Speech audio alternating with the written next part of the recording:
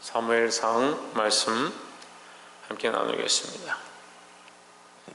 사무엘상은 하나님께서 이스라엘에 다시 구원의 은혜를 주시는 말씀으로, 사무엘이라는 것은 하나님께서 들으셨다, 하나님께서 우리의 기도를 들어주시고 하나님께서 우리의 구하는 바를 들어주시는 것이 은혜다라는 겁니다. 우리가 늘 하나님 앞에 엎드려서 기도해야 하고, 또한 하나님께서 우리의 기도하는 바를 들으시는 줄 믿습니다. 하나님께서 듣지 못해서 역사가 일어나지 않고, 하나님께서 들을 귀가 없어서 우리를 보지 않고 듣지 않는 것이 아니다라는 거죠. 그래서 오늘 이 사무엘상 1장에 주목해 봐야 될 것은 이 한나입니다. 에브라임 산지 라마다임 소빔에 에브라임 사람 엘가나라 하는 자가 있으니, 그는 여로함의 아들이요 엘리후의 손자요 도우의 증손이요 숲의 현손이더라. 그에게 두 아내가 있으니 하나의 이름은 한나요 하나는 버니나다 있습니다. 이 한나가 있었는데, 이 한나가 자녀가 없으므로 하나님 앞에 올라가서 엎드려서 기도하는 장면이 나오죠.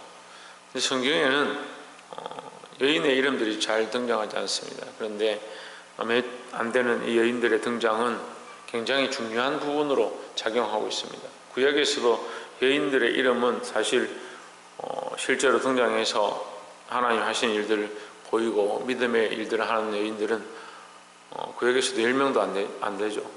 예수님의 계보에 있는 여자들하고, 또 바세바나, 여기 에스더나, 아니면 여기 오늘 사무엘상에 나와 있는 한나, 이 정도 됩니다. 성경에 기록된 여인들이 참 지혜롭고 이 중요한 일들을 하는 겁니다. 이 한나가 사무엘을 낳지요. 이 한나는 어떻게 보면 크게 기록되어 있지 않지만, 이 한나로 말미암아 사무엘이 태어나는데, 사무엘이 큰 역사를 이룹니다. 이스라엘의 왕을 세우고 이스라엘을 이끌어가는 큰 사명을 감당하게 되는 겁니다. 그래서 우리가 이 땅에, 물론 이 땅에 믿음으로 살고 있지만, 우리를 통해서 많은 생명을 낳아야 되고, 영적 생명들을 낳아야 되고, 우리가 낳는 자들이 이 세상을 변화시킬 자들로 자라가게 하는 그런 믿음을 가지시길 소망합니다. 내가 비록 부족하다 하더라도 이 한나가 사무엘을 낳아서 세상을 변화시켰던 것처럼, 우리가 이 세상에 육적으로든 영적으로든 많은 영혼들을 믿음으로 바로 세우고, 그들을 통해서 이 세상에 변화와 도전들이 일어나게 하는 그런 귀한 역할을 감당하시기를 주의 이름으로 축원합니다. 특별히 한나가 올라가서 이제 하나님 앞에 엎드려서 구하고 기도하는데, 9절에 보시면 그들이 실로에서 먹고 마신 후에 한나가 일어나니 대제사장 엘리는 여호와의 전 문설주 곁 그 의자에 앉았더라 했습니다. 우리가 다 알 수 없지만 9절에 이 말씀을 보면 이 제사장이 약간 문제가 있다라는 거죠. 뭐가 문제가 있냐면, 이 제사장은 문설주 곁 그 의자에 앉았다. 그 의자라는 말이 뭐냐? 문설주 곁에 의자는 없습니다. 근데 그 의자란 말은 이미 그가 오랜 동안 거기에 의자를 두고 항상 앉았다, 이렇게 볼 수 있는 겁니다. 그 의자라고 표현한다. 그 의자라는 것은 영어에서 뭐 더라고 붙이는 오래된 명사처럼, 고유 명사처럼 이렇게 고정되어 있는 그런 의미를 가지는 거죠. 그래서 항상 의자를 두었더라. 그는 이전부터 항상 거기 앉았더라. 그래서 그 의자에 앉았더라. 이렇게 우리가 해석해 볼 수 있습니다. 그러면 이 제사장은 제사장의 역할을 다하고 하나님 앞에서 항상 바쁘고 열심을 가진 그런 모습이라기보다, 몸이 불편했던, 눈이 좋지 않았던, 그거 어쨌거나 문설주 옆에 항상 앉아있다. 제사장의 역할로서는 100%의 모습은 아니다라는 거죠. 우리가 이렇게 많은 일들을 하고 하나님 앞에 충성하고 기도하고 이 하는 것들이 습관이 되어지면 안 된다라는 거예요. 물론 우리가 습관을 따라서 기도하는 자리에 나오고 습관을 따라서 하나님 앞에 드리는 일들을 우리가 충성되게 해야 되지만, 그 일이 습관이 되어져서 원래 하는 것처럼 항상 그렇게 하면 안 된다.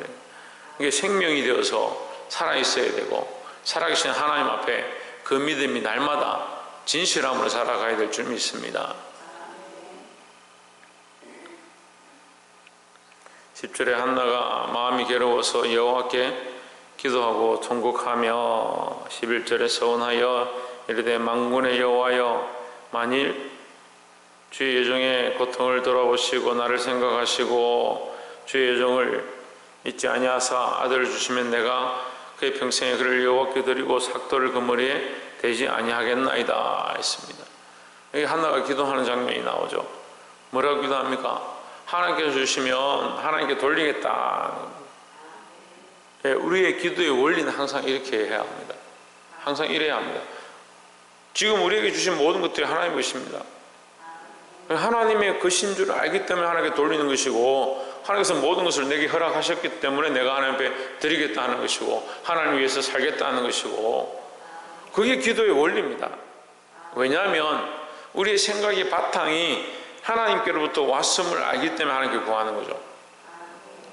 그러니까 그게 하나님 전능하심의 인정인데 이 모든 것이 하나님께로부터 왔음을 인정하지 않으면 하나님께서 내게 주신 줄 모르면 어떻게 하느냐. 그거 주면 내가 이 정도 하겠습니다. 이걸 주시면 내가 드리겠습니다. 이렇게 인정하지 않죠. 왜냐하면 이걸 내게 주시면 이건 내 거고 제가 다 이렇게 하겠습니다. 이렇게 합니다. 희한한 것 같은데요. 그렇게 합니다. 다. 대부분 그렇게 합니다.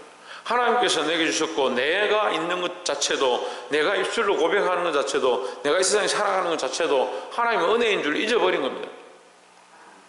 하나님의 은혜인 줄 잊어버리니까 내가 드리고 싶으면 드리고 내가 좀 아까우면 안 드리고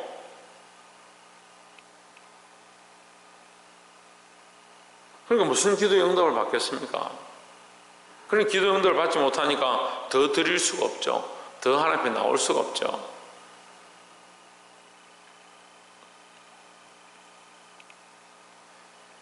사랑하는 성도 여러분, 우리가 늘 모여서 기도하고 하나님 앞에 부르시는데 또한 신앙생활 하는데 늘 잊지 말아야 될 것, 우리에게 주신 모든 것들이 하나님의 은혜로 되었고 우리가 가진 모든 근원이 하나님께로부터 왔다는 것을 인식하고 기도할 때마다 하나님이 주시면 주를 위해 살겠습니다, 주를 위해 드리겠습니다 하는 그런 자세가 되어야 된다라는 겁니다.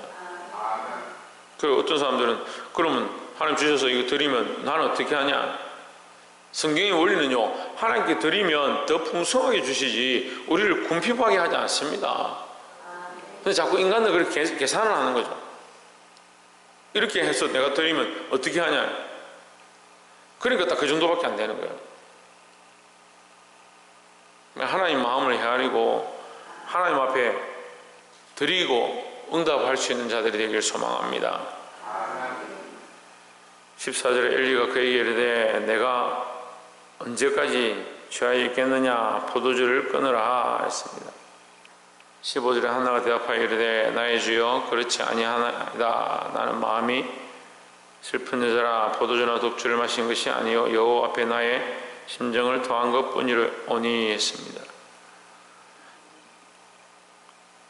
자, 저는 이걸 이제 영적 무지함이다 이렇게 표현했습니다.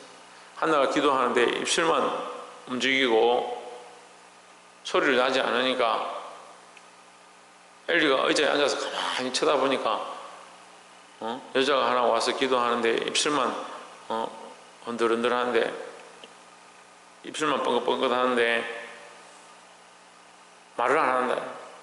제가 오늘 술을 먹고 와서 저렇게 하고 있나. 포도주와 독주를 끊으라. 근데 제사장쯤 되면 이런 말을 할 때 확신을 가져야 되는데 너무 쉽게 말하는 거죠. 포도주와 독주를 끊으라. 언제까지 취하여 있겠느냐. 자기 취한 줄 확신하는 겁니다. 이걸 영적 무지함이다 하는 거죠. 하나님 주신 말씀을 해야 되고 하나님 세우신 자들이 주의 종들이 이 바른 길을 인도해야 하는 겁니다. 우리가 이건 목사님만 영적 그런 밝음이 있어야 된다. 천만의 말씀이에요. 내가 내 삶에 수많은 문제와 영역들 가운데 잘못되어지고 바른 길로 가지 않고 있는 것들을 바른 길로 끌고 영적 분별력들을 가지는 그런 삶을 살아야 하는 거예요. 내 삶에 그런 영역을 주셨는데 왜 그걸 쓰지 않냐고요. 내 자녀를 바라볼 때, 내 친구를 바라볼 때, 내 가족을 바라볼 때 그들이 믿음으로 똑바로 가는가, 영적으로 바른 길을 가고 있는가 분별해보고 그들을 바른 길로 이끌어드리고 그들을 위해 기도하고, 그게 우리가 해야 될 일인데 다들 뭐 하고 있느냐? 문술주 옆에 의자를 놓고 앉아 있는 겁니다. 바른 말을 하지 않습니다. 교회 안에도 잘못된 것들을 보고 틀린 것들을 보면서도 말하지 않습니다. 왜냐하면 입장 곤란하니까요. 서로 말하면 입장이 곤란해진다. 그럼 제가 얘기해 봅시다. 제가 똑바로 얘기할게요. 네 입장이 뭐 중요하냐? 당신의 입장이 뭐 중요하냐? 하나님이 원하시는 것이 무엇이냐? 그런 생각 안 하죠. 하나님이 내가 저 사람 예배 똑바로 안 드리고 내 하나님 앞에 똑바로 기도도 안 하고 장난만 친다. 그럼 내가 가서 얘기를 하면 그 사람도 민망하고 그 부모도 민망하고 그럼 나는 말하면 안 되겠구나. 그럼 말씀을 도대체 어디에 적용하는지 모르겠어요. 말씀을 삶의 실제에 적용해야 되는데 실제적인 일은 눈을 감고 민망하니까 괜히 말하면 사이가 안 좋아지니까 그렇다고 해서 아무렇게나 가가지고 조금만 잘못하면 잘못했다 주보 한 장 놓고 가도 주보를 왜 놓고 가냐 이렇게 하라는 말은 아니지만,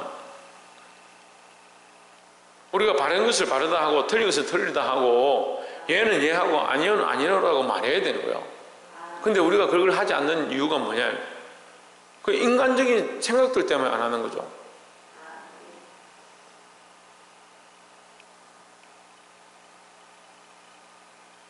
이 영적 무지함 우리 안에 너무 많이 있습니다.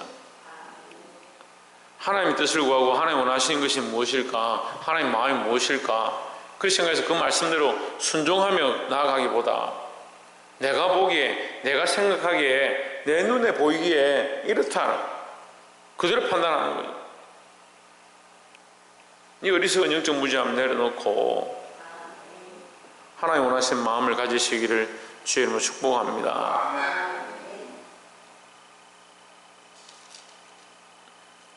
17절에 엘리가 대답하여 이르되 평안히 가라.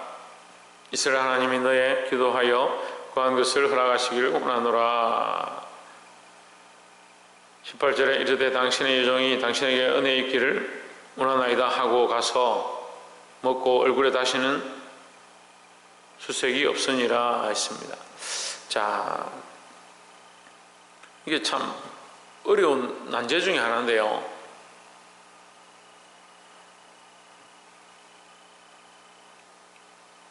연약한 주의 종 밑에 뛰어난 믿음을 가진 여인이다.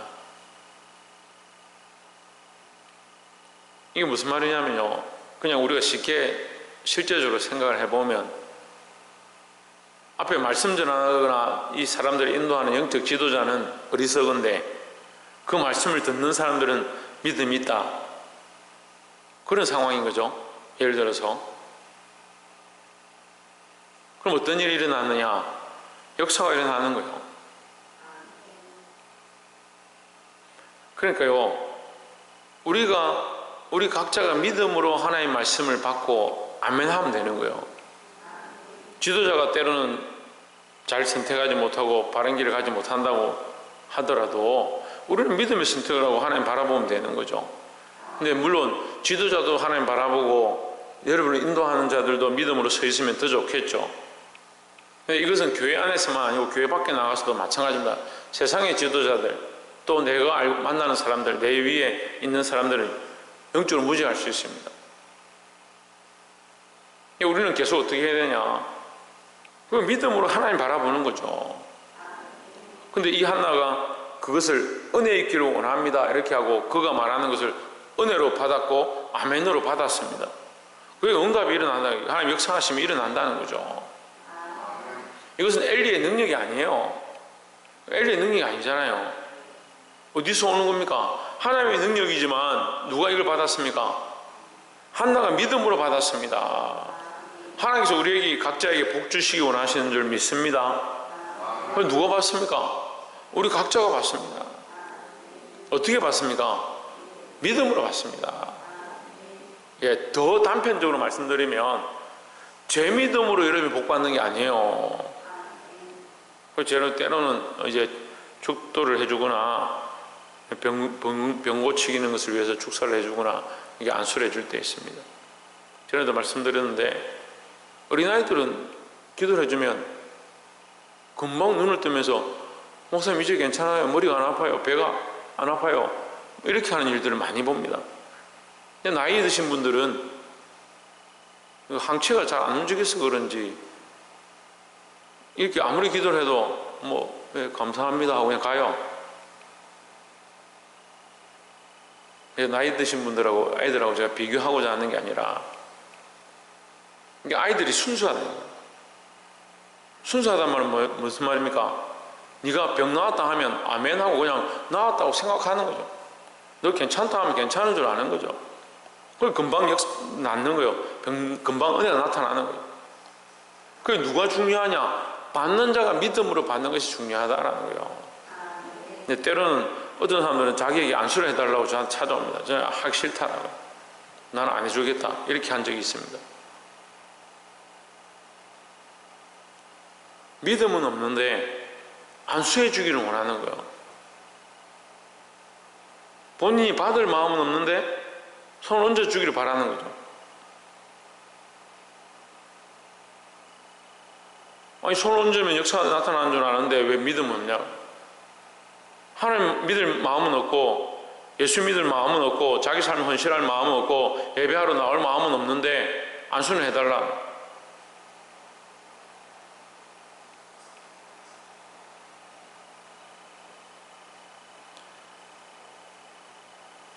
중요한 건요, 하나님의 은혜는 늘 우리에게 있습니다. 우리가 믿음으로 그것을 취하면 되는 겁니다. 어떤 사람들은 어떤 교회 가면 병이 낫고 치유의 역사 나타난다. 그건 맞습니다. 그런 역사 나타날 수 있죠. 하지만 그것 또한 우리가 병 고침을 받고 죽었다 살아난다 하더라도 그런 역사를 많이 본다 하더라도 뭐가 없으면, 믿음이 없으면 나하고 무슨 상관이 있습니까? 그다음 병 고친 역사를 경험했다 합시다. 믿음이 없으면 무슨 상관이 있습니까? 이스라엘에 나사로가 살아나는 역사들이 없어서, 죽은 자들이 살아나는 역사가 없어서, 병 고친 자가 일어나는 역사가 없어서 귀신이 쫓겨나는 것들을 수만 명의 무리들이 보지 못해서 예수님을 따르지 않았느냐? 결국 예수님 십자가에 못 박아버리죠. 오늘날 그런 사람들이 수없이 있는 거예요. 우리가 어제도 말씀을 나누면서 얘기했지만 다 어떻게 생각하느냐? 나는 베드로처럼 그렇게는 안 한다. 어떻게 예수님을 3번이나 부인하느냐? 나는 대제사장의 하수인처럼 예수님의 뺨을 때리지 않는다. 어떻게 대놓고 예수님의 뺨을 때리냐? 근데 우리가 다 공범인 거예요.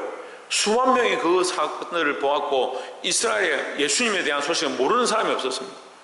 근데 어떻게 합니까? 예수님 십자가에 못 박을 때는 다 그날에 하나가 되고, 그 밤에 원수였던 자들이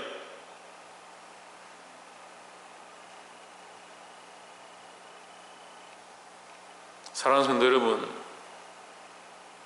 하나님 우리에게 뭘 요구하시겠습니까? 믿음을 요구하는 거예요. 믿음을. 우리는 하나님께 기적을 요구하지만 하나님 우리에게 믿음을 요구하십니다. 하나님 팔이 짧아 구원치 못함이 아니라고 말씀하십니다. 하나님 팔이 짧아 구원치 못함이 아니면 하나님 얼마든지 우리를 구원하실 수 있고 우리 안에 역사를 이룰 수 있습니다. 오늘 이 한나처럼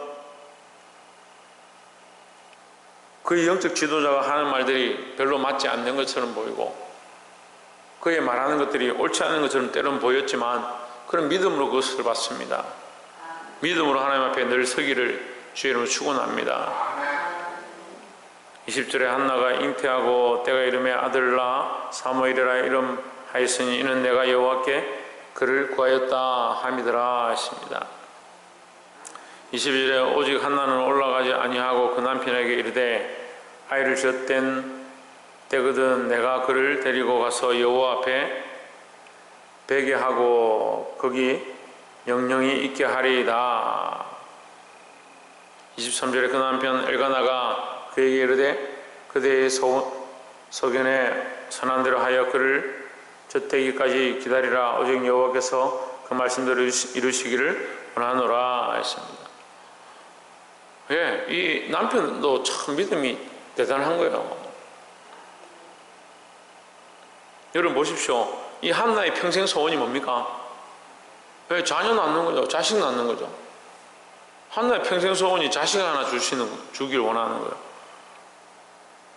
그런데 그 목적보다 뭐가 크느냐? 하나님을 믿는 믿음이 더 큰 겁니다. 그러니까 기적과 이적이 나타나는 것보다 하나님 살아계심이 더 큰 거죠. 그러니까 그에게 그런 기적이 나타나고 자식이 태어났습니다. 그 자식에게 매이고 그 기적에 매이는 것이 아니고 하나님 살아계심을 인정하니까 그거 어떻게 하냐? 그가 서원했던 대로 그 자식 하나님 앞에 드리는 겁니다. 이런 기도의 연속을 잘 못 보는 거예요.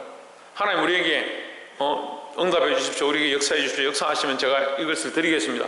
하나님 응답해 주신 걸 다시 하나님께 드리십시오. 그럼 하나님 더 풍성하게 우리 또한 채워주십니다. 또 그럼 하나님 앞에 드리십시오. 그럼 하나님 또 풍성하게 채워주십니다. 이 기도의 연속의 원리를 못 보는 거죠. 하나님께 구하지도 않을 뿐더러 받아도 그것을 다시 하나님께 돌리지 않으니까 하나님 더 풍성하게 채울 이유가 없는 거예요. 한나가 기도하여 사무엘을 얻은 것 여러분 중요합니다. 하지만 그거를 드린 것이 더 중요합니다. 그것을 끝난 게 아닌 것도 중요합니다. 그가 드림으로 말미암아 하나님 그에게 더 풍성하게 채우신다는 사실이 또한 중요합니다. 하나님 뭐 하기 원하시냐? 우리 안에 살아서 역사하시며 계속 일해 가시기 원하십니다. 근데 우리는 뭐 합니까? 한번 기도하는 것도 어려울 뿐더러 어렵게 기도해놓고 하나님의 역사를 보고 나면 그 다음부터 멈추는 겁니다. 하나님 우리 안에서 계속 일하시기 원합니다. 우리를 변화시키고 우리 안에 역사하기 원하십니다.